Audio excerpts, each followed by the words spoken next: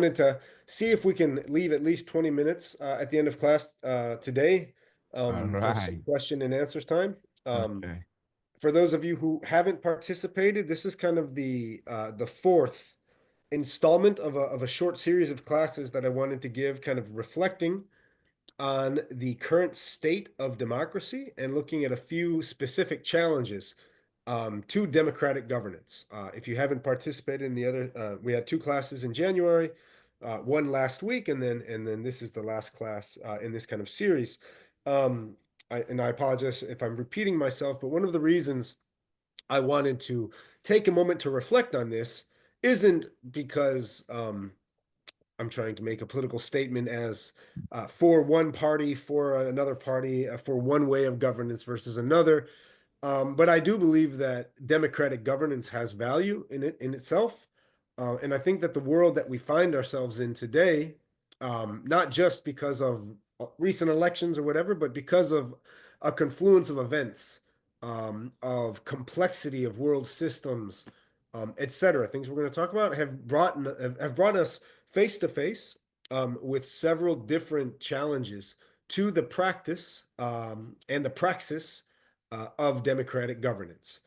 So real quick, what I'm going to do, as Dr. Valson mentioned in the outset, in the introduction, is we're going to be looking in this last installment at the thought of a German sociologist by the name of Hartmut Rosa. Now, he's a fascinating thinker. He's written lots of books about sociology, but about three or 4 years ago, he published a small book, about 80 pages, with this unique title called "The Uncontrollability of the World." And I want to look at what he says in that book, because what he outlines there, I think, is a very real threat to democratic governance, as we've been talking about in these past three classes. But as part of the class outline, for those who haven't participated in the last three classes, I want to give a real quick overview on the past three classes that we've discussed, different challenges to democratic governance. So we're going to look at what we talked about in January and what we talked about last week real quick. Then I'm going to talk about who is Hartmut Rosa, kind of explain who he is, and look at kind of two or three of his main ideas, two or three of his main sociological ideas. And then I want to unpack this idea of controllability. As is often the case with thinkers, um, philosophers from other languages, they have words in their own language. Hartmut Rosa is a German, so he has this German word that I don't speak German. I'm not going to try and pronounce it for you all. But he said this idea of controllability, when they translated his book into English, they spent several weeks arguing over how to define this word. And so, as he defines it in the introduction to his book, he says this idea of controllability in the German language isn't just about exercising power over something. That's one part of control of this idea. This German kind of term is about exercising power over something, but it goes beyond that. It's about the ability to inject human engineering to create a deep sense of predictability. So controlling is not just about exercising power over, but also about having the power and the will and the ability to control, to engineer, to predict, to direct. So when we're using this word of controllability throughout the class today, try and get into your mind this German concept of controllability, which embarks much more than just the idea of power over, but the ability to really impose one's own will, one's own engineering, one's own predictability onto whatever you're trying to control.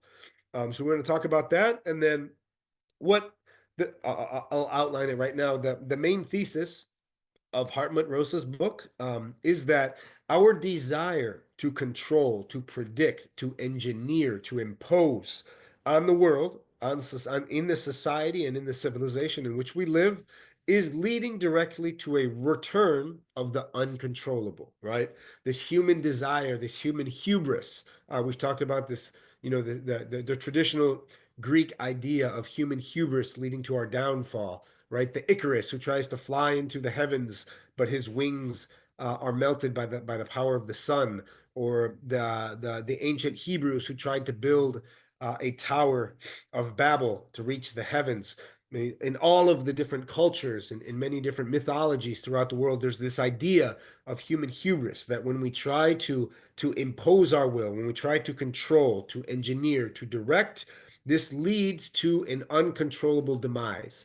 And so Hartmut Rosa says, look, I'm not saying anything new in this book. This is the ancient pattern. This is the mythologies of our ancestors, of almost every culture that we're repeating, right? And so he tries to kind of take this ancient ethos, this ancient mythology of human hubris and the resulting downfall, and translate it into what we're experiencing in sociological and political terms today, right? Through our newfound abilities to try to impose control over the world. And then lastly, since this has been a series of classes directly on the issue of political governance, especially related to democratic governance, how we can govern ourselves in a way that reflects democratic values and processes. I think it's important to try and draw out a few political implications of what is happening with this desire to control and the return of the uncontrollable. All right, so let's start I have 3 slides here. That's just a real quick overview of the past 3 classes. And I wanted to kind of do a quick overview because at the end, I'm going to offer a few kind of conclusions from my own perspective, from what I've learned from reading these 4 authors and reflecting on some of the political challenges we're facing today. So, about a month ago, we were talking about Byung-Chul Han, who is also a he's from South Korea but has lived in Germany, so he's also a German philosopher. Um, and he wrote a lot about the problems with the rise of the digital sphere, right? So the rise of the internet, the rise of social media, the rise today of artificial intelligence, and how ever more of our lives are being consumed by the digital sphere, right? Just to bring it home, here are all of us sharing a class, sharing ideas in the digital sphere, right? We're using digital technologies.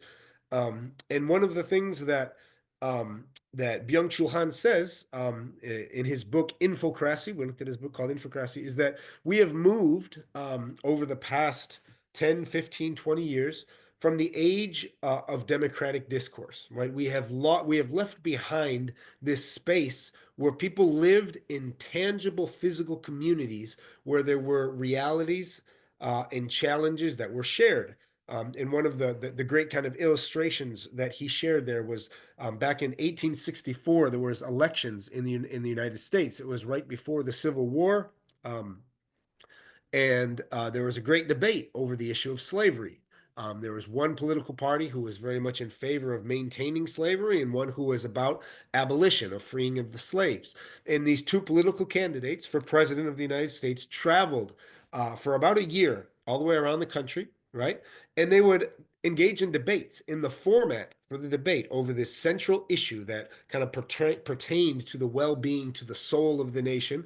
The format for the debate was that Abraham Lincoln, who is one of the political candidates, would talk for 3 hours, right? And then the other political candidate, Stephen Douglas, would talk for another 3 hours. Then there was an hour for rebuttal on each side, and then a question and answer session for the public who was there sitting.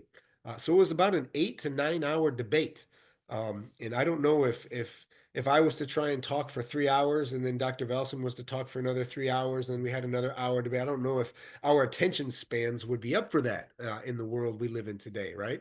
And so what Byung-Chul Han is saying is that today, because of the digital nature of how information is created and shared and processed, we no longer have the attention spans available or necessary to live in a world where democratic discourse is necessary, right? We don't have shared interests. We don't have attention spans that allow us to debate, to discuss issues that are of mutual importance to all of us.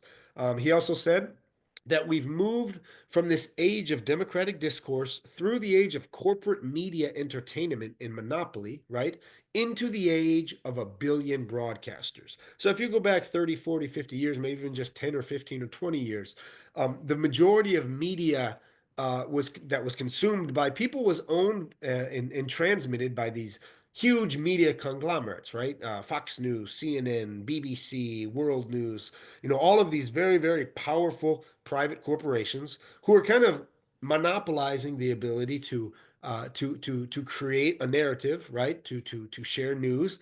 And when social media took off, maybe 10, 15 years ago, there was this hope that we were going to break the monopoly of the big media corporations and that everybody could access different sources of news.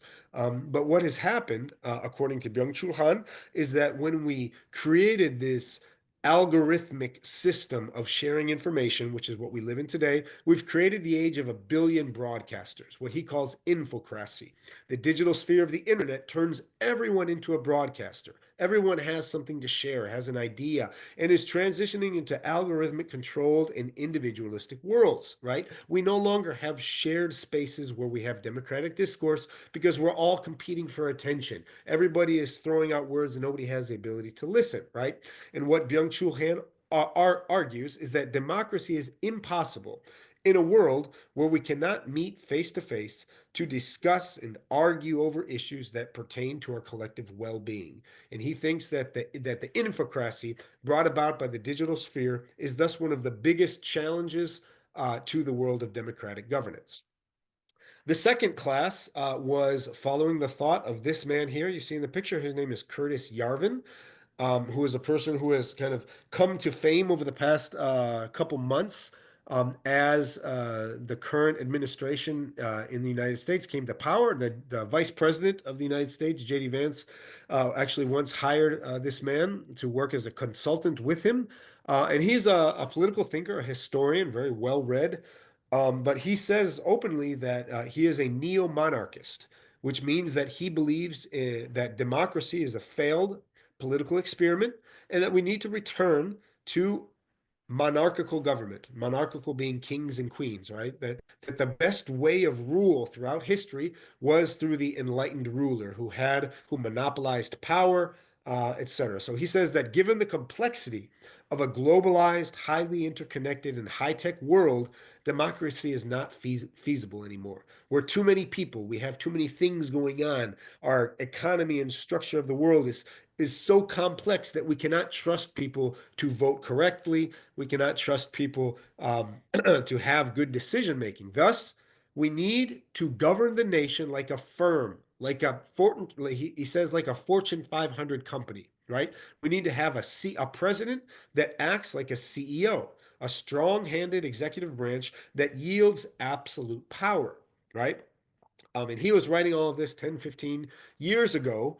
And a lot of people have come back to his thought in recent years because of some of the things we're seeing in the administration today. I mean, just if you look, one of the most powerful, richest man in the world is now has the ability to decide which programs are going to be funded in the most wealthy government in the world.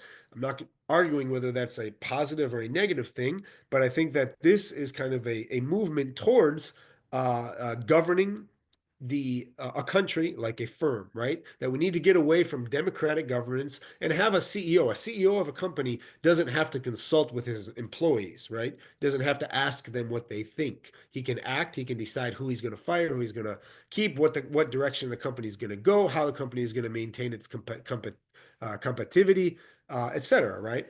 The other thing that Jarvin says is that younger generations today, and there's lots and lots of studies that show this, really don't care about democratic participation. There's all these polls looking at people who were born, in the newer generation, saying, "Really, I don't care if we have a strong ruler. I don't care if I don't get to vote every 4 years, as long as life is maintained as I know it, as long as I are given the distractions and the ease that I've come to expect." And so what Yarvin argues is that this arrival of a new kind of techno king. So he argues that we don't want to return to monarchy with kings that wear crowns and have robes No, our new kings are going to be kind of these techno rulers, people who understand how to manage efficiency, how to use artificial intelligence and technological tools to govern with the most efficiency, right? He argues that this new techno king is the most efficient way of governance and the best way to confront the issues at hand. And then last week looked at another political thinker by the name of Patrick Offals, who talked a lot about how the challenges of ecological scarcity, right? So, all of the ecological crises, global climate change, loss of topsoil, biodiversity loss, changing weather patterns, sea level rise, we could go on and on. All of these ecological crises and the resulting social crises that come because of these are going to make the premises of liberal democratic governance unattainable.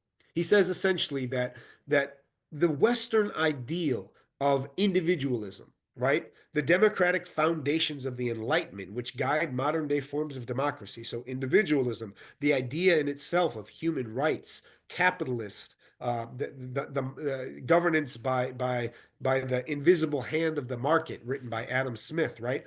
All of these, he said, came about in a historical time of ecological abundance, right? When human beings simply did not have the technological and energetic means to really cause much damage to the planet, especially on a global level. There were obviously examples in history of certain populations that exceeded the carrying capacity of their territories and bioregions, but on a global level, all of this idea of individual pursuit of happiness, of profit, of wealth could only occur in a world full of resources, full of opportunities, right?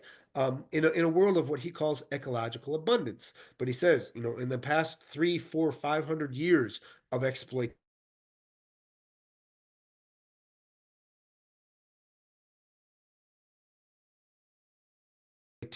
right, of turning the world into this for accepting all of the wastes and excesses of our industrial consumer civilization.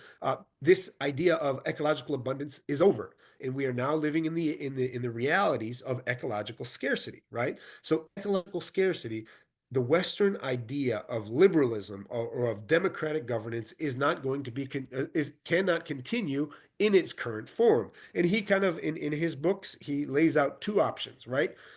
In order to maintain this desire to have more, to continue to grow, to continue to extract, to continue to have more technological innovation and always more things, this idea of perpetual growth, the only way to do that is a return to authoritarian sovereignty of the state, right? Kind of like what Chris Darwin says. If we want to continue to have our cake and eat it too, then we're going to have to sacrifice the ideals of democracy and accept authoritarian state that controls, that demands obedience, that is going to try to manage all of the ecological crises that we are facing without leading us to collapse, right?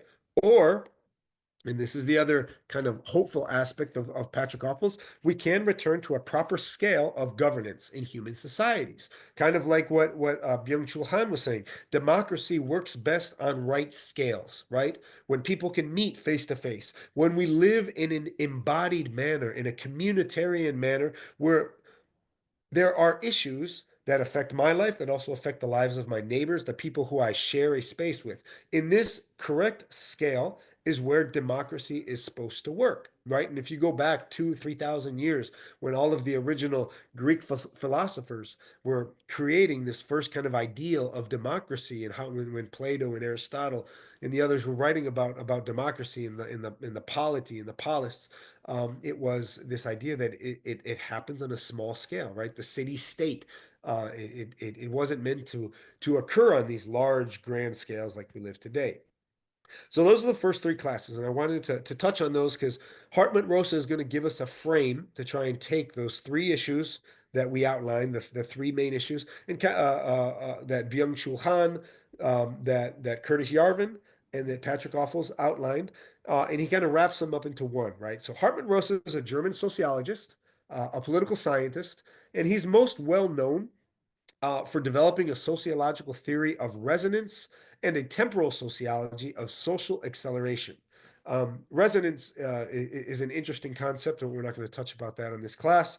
But when he talks about social acceleration, his book, his main book, talks about how the fact that in the past maybe three, four, five, six generations, every new generation expected that they were going to live better than their parents' generation, right? So if you go back to, how your grandparents lived, there was this idea that grandparents were going to inherit to their children a better life. They were going to have more money, better jobs, they were going to be more educated, right?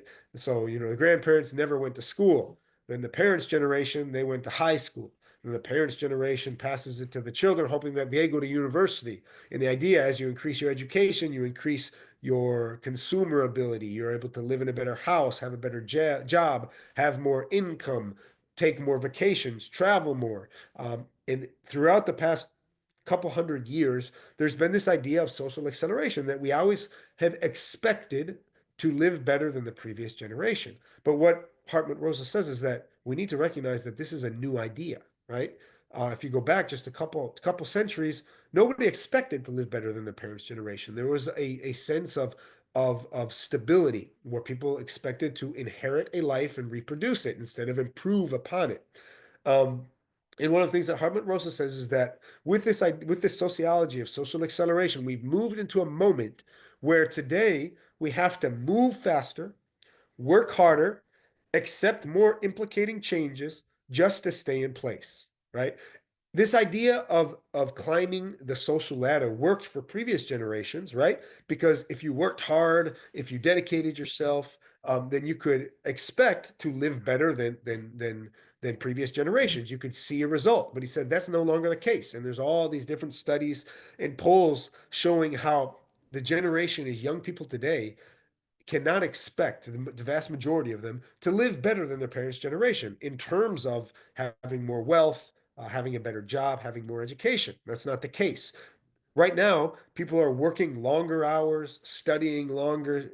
You have to get, a postdoctorate degree just to be able to stay on the same level in the corporate hierarchy.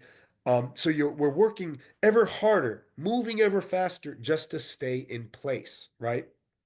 So that's his idea of social acceleration.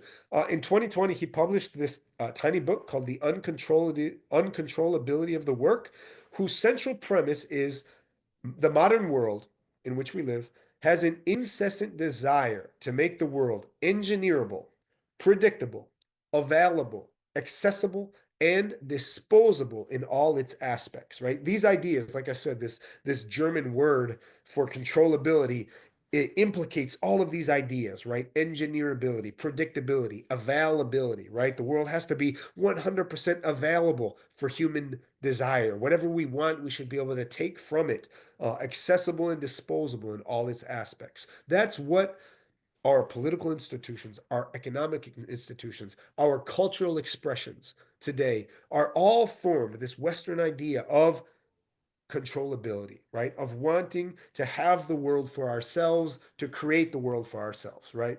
This is his book, The Uncontrollability of the World. I would highly, it's only about 80, 90 pages. It's a great little read. But he says that this modern desire to control, direct, engineer, and predict the world has had two fundamental consequences, right? Obviously, one that he doesn't mention is that we have been successful in that, right? We have been able to increase standards of living. We've been able to, the generations today have been extracting more resources. Today, each and every one of us, even if we're on the lower end of the social scale, right? We have abilities that Alexander the Great could not even dream of, right?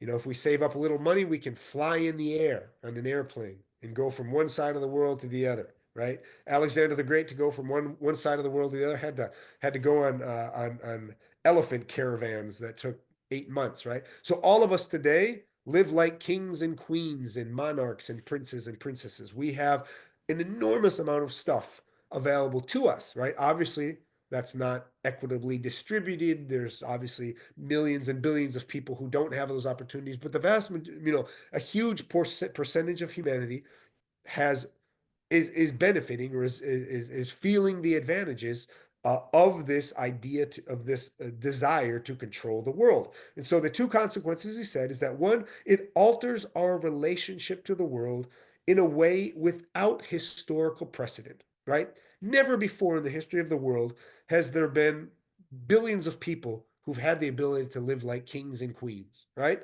In the past, there was a few here and there that were able to take control, and civilizations were little blips in time where a pharaoh or a king or a ruler would come to position and extract an enormous amount of wealth and use slave labor to have everything, and they might build a pyramid to put their bodies in. But the vast majority of people lived fairly stable lives, right? In equilibrium with the world, where there was not a huge amount of change, right? And people didn't expect that they were going to control or impose their will on the world. It was about learning to live in right balance, right? This idea of kind of this indigenous concept we've talked about in the past of the good life, right?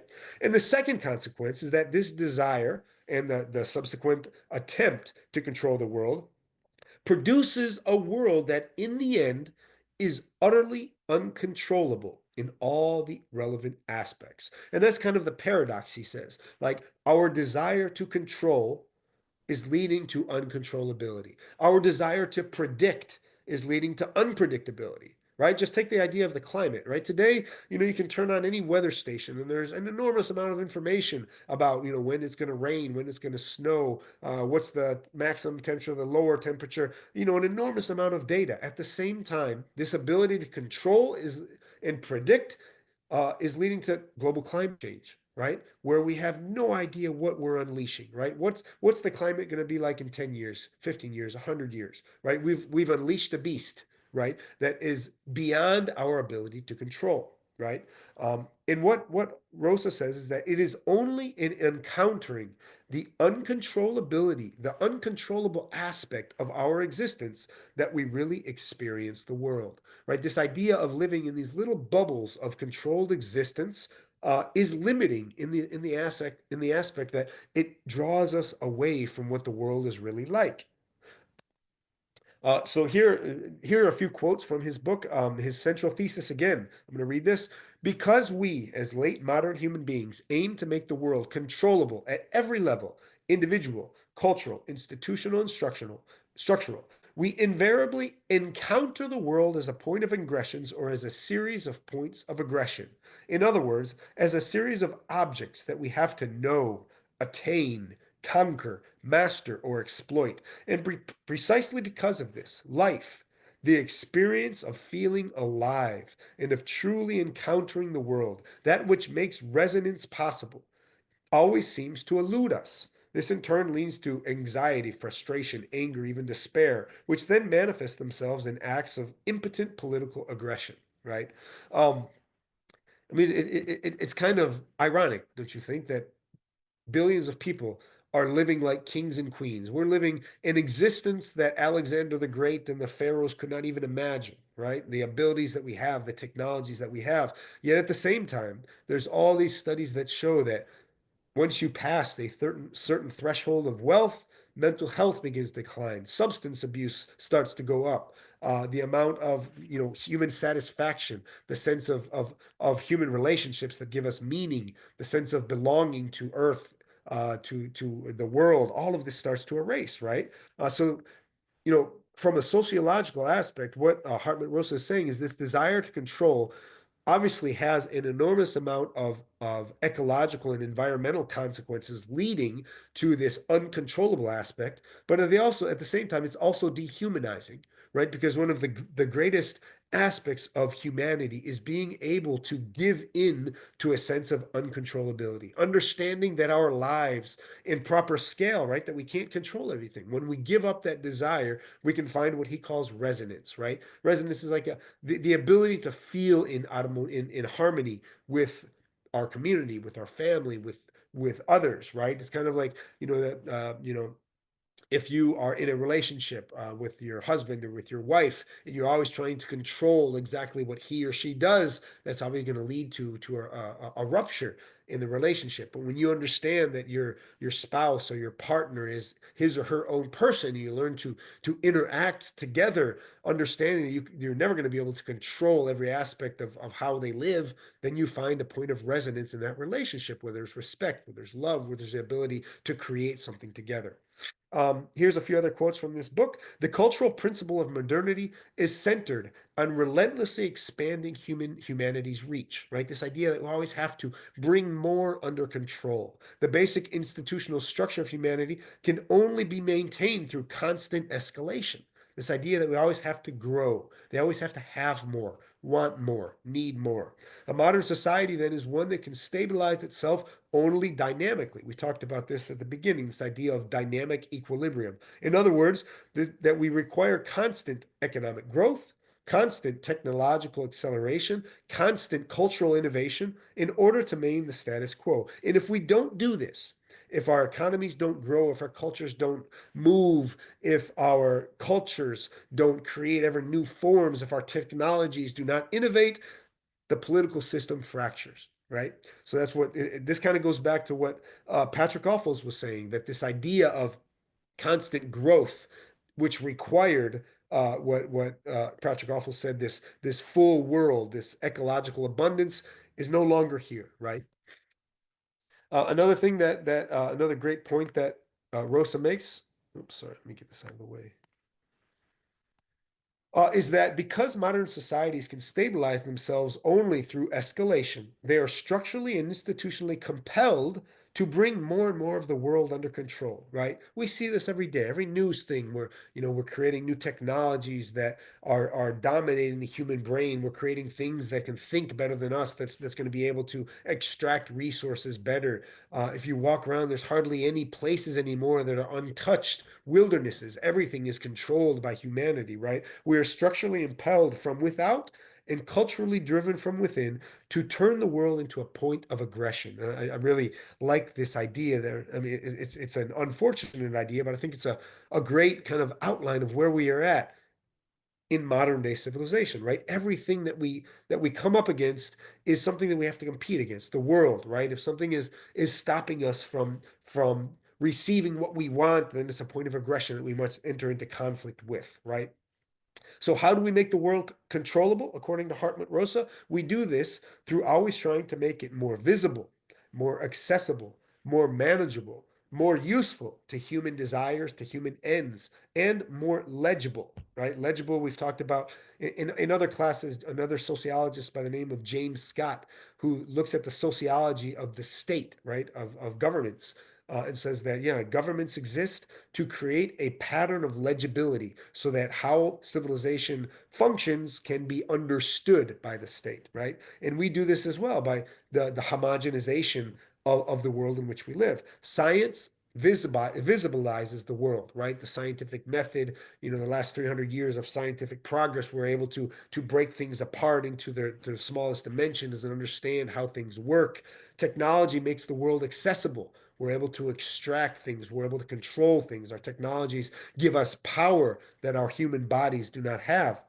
Development in the political realm is the tool for managing the world, right? And all of the work together to turn all of these, the science, the technologies, the development projects, the political institutions work together to turn the world into our own creation for our own purposes, right? And the state requires legibility, or it requires a homogenized mass of people in order to ensure this process, right? And that means that we have to limit how we can understand life, what we understand as the good life. And I think that modernity has been extremely successful in that there's very little divergence in thought about what a good life entails. Everybody kind of aspires to the same things, right? To this idea of controlling ever more of the world, managing it, predicting it, extracting it, using it, right?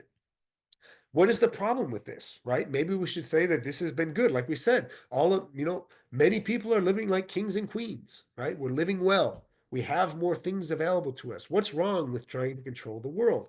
And this is where Hartmut Rosa kind of transitions, right? He says, the more that we attempt to exert or impose the standardizations and legibilities that give rise to our illusion of control, the deeper we immerse ourselves in a threatening mire of uncontrollability, right? Our desire to manage the world to our own desires has created a world that is outright hostile, an unprecedented level of vulnerability, right? We were able to split the atom. Amazing. Imagine that. We can't see atoms, but the humanity now has the ability on a molecular level to manipulate, to manage, to change, right, how atoms interact. I'm not a physicist, a quantum mechanist. I have no idea how that works, but that's incredible that we have that ability, right? At the same time, however, at all of these nuclear power plants, we have given over to the next 1,000 generations the responsibility of dealing with radioactive nuclear waste, right? That if something happens, whether it be an earthquake, whether it be a terrorist attack, whether it just be the collapse of society, whatever it might be, we're going to release an enormous amount of radioactive material that has the ability to cause enormous damage to human life, to into other forms of life, right? We can't control that. We think we can, but are we really positive that we can control nuclear waste for that's going to maintain high levels of radioactivity for hundreds of thousands of years, right? Obviously, a tsunami hits in Japan, and nuclear reactors melt down, so we're not doing great, right? Or we think that we're going to be able to by extracting an enormous amount of gas and oil and coal, we've unleashed this enormous amount of power and energy that has allowed us to transform our world, right? So, by using fossil fuels, humanity has grown and has had an amount of power available to us that was never available to us. Think about the Pharaoh to build his pyramids. He had a couple thousand, 10,000 slaves carrying these enormous bricks. Nobody knows how they did it, right? But every one of us, when we use a barrel of oil, right? When we drive in a car, when we fly in a plane, that's what's known as energy slaves, right? Because they're doing work that our human bodies cannot do. And so all of us are living like pharaohs today, right? However, the offshoot of that is the uncontrollable aspect. As we've done this collectively over the past 400 years, now all of a sudden we have almost 500 parts per million of carbon dioxide in our atmosphere, right? We've taken old sunlight, right, that was transformed into dinosaurs and ancient plant growth that had decomposed miles underneath the Earth's surface and formed these huge deposits of coal and gas and oil. And we've taken that out and in just a few generations burned it up and put it in our atmosphere. And because of that, we can't predict any longer what our future is going to be like. One of the most important aspects for life is a stable climate, right? And we've been beneficiaries of that over the past 10,000 years of civilization, over the past 100,000 years of human life. And we can no longer ensure that anymore. We are living through an era of unpredictability that has resulted from our desire to impose and to control the world, right? Um, this desire to control and predict and direct the world is the modernization of the ancient human folly of hubris, right? What I talked about at the beginning. This is not something that Hartmut Rosa is coming up with. Every religion, every mythology around the world has this as kind of a central tenet, right? The story of the Tower of Babel, the story of Icarus trying to fly up to the gods, the story of Prometheus stealing fire from the gods. Every culture has and many times numerous stories that kind of outline this human folly of hubris, of wanting to impose, to control, to live like gods, to live like pharaohs, whatever it might be. Today, our desire to control, impose, predict has grown to monstrous proportions, right? In the past, societies tried to do this. A pharaoh tried to live like a god, right? But they were limited by how many people they could enslave, whatever their imperial exploits might be. But over the past 300-400 years, the scientific revolution, the emergence of capitalism, our ability to find and use fossil fuels and enormously create or improve the amount of energy we had at our fingertips, this has led to this society of monstrous proportions, right? Today, people in Silicon Valley, the technological lords of the universe today, say very openly that our project is to create God, right? They asked um, the director of technology of Google in an interview just a couple of weeks ago, I read, they said, "Do you believe in God?" He said, I'm not done creating it yet. Right. So that's just an idea. Not a religious idea. I'm not saying that, that's a heresy. But what I am saying is that this outlines kind of what we're trying to do, what we're trying to create. We're trying to create gods, right? To end with a few things, Prometheus, again, like I mentioned, was another one of these. So what we're living through is this history of the Promethean endeavor, right? Prometheus was the one who stole the fire from the gods to empower humanity, right? But what we're trying to do is forge institutions in order to corral each of the rampant ills, right? It is the history of fading hope and rising expectations. And this is a quote from Ivan Illich. He says, to understand what we're doing right now in this world, we must rediscover the distinction between hope and expectation. Okay?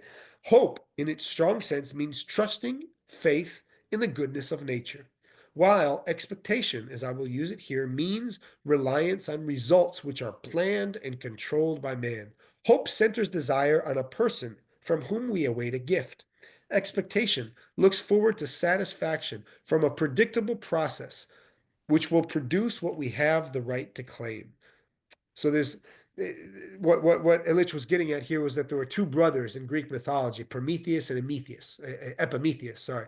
And Epimetheus was one who left hope in the world during the mythology of Pandora's box, when all of the ills, all of the hunger and violence and war and all of the really bad things were released from this box of the gods. But one thing remained, which was hope. And Prometheus ensured that despite all of the bad things that human beings can do, we always have hope, right? But Prometheus was the one who said, no, we need to control, we don't need to hope in the goodness of the world. We don't have to hope that we can create good lives within all of the badness that exists. No, we need to control. And so we're going to give you the power of the gods so that we can forge our own existence, create our own reality. And so what Illich and what also Hartmut Rosa and others have said is that we're kind of living in this world of Prometheus vision, right? Where people no longer try to live well within boundaries, within restraint, but we need to try that we focus on expectation. And expectation is different from hope, right? Expectation is that this is what we can create and we are going to create it. And finally, what are the kind of political aspects of all of this, right? Given this context, we need to ask ourselves the question, what is governance for, right? Is it for expectation?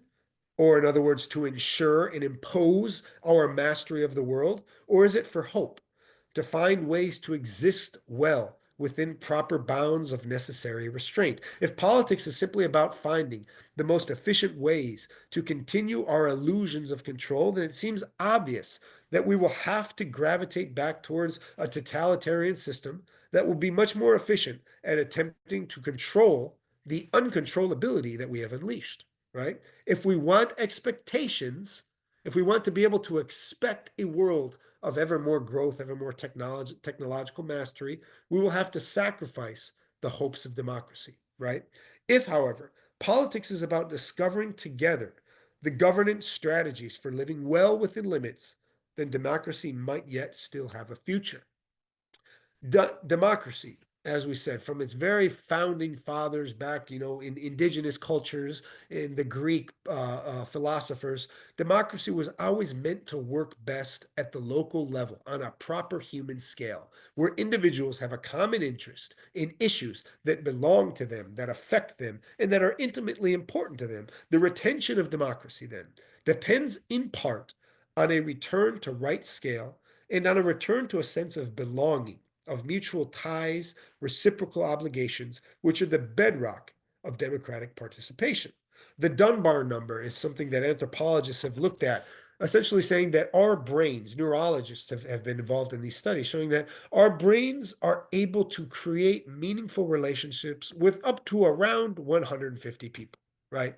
And that is kind of considered to be the optimal size of human community, right? If we have ever less people, then then it can start to feel kind of close, and we fight, and it's a little too limiting.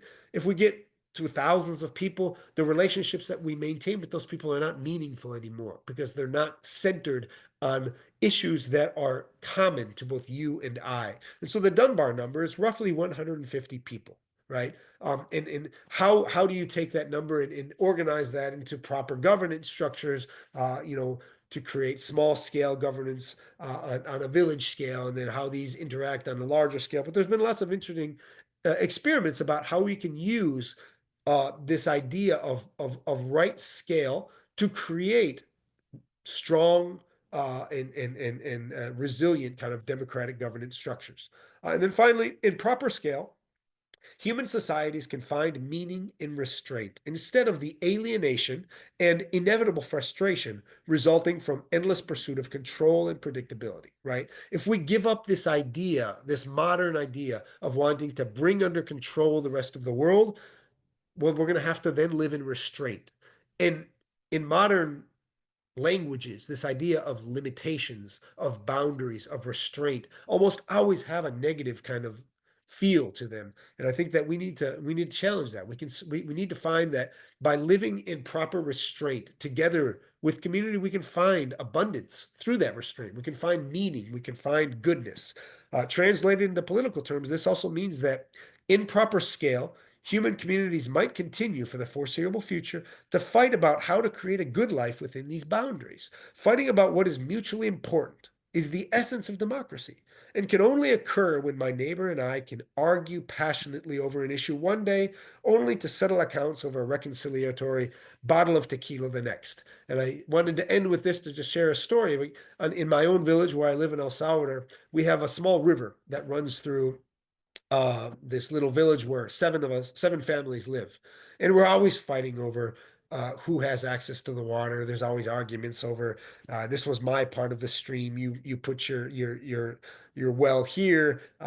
You need to move your bathroom back away from the stream. We're always fighting. It's painful, and I always know when my neighbor shows up and he's not very happy with me. That's something I did, and then we have to argue over it. But because of that, right? Because of this face-to-face interaction where we have to argue and debate and come to terms, we're able to find abundance in that. We're able to find meaning in that, right? And after we fight, then he'll come over, he'll bring a bottle of tequila, and we'll have a nice makeup session. We'll be friends again, right?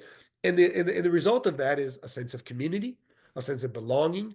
We maintain the ecological resiliency of our river. Our river is still very strong. It's still providing water for our homes, irrigation for our crops, right? And this is kind of the essence, I think, of democracy, of finding ways to fight about local issues with people who we share the reality about. So I'm going to end there and open it up for questions. So thank you very much.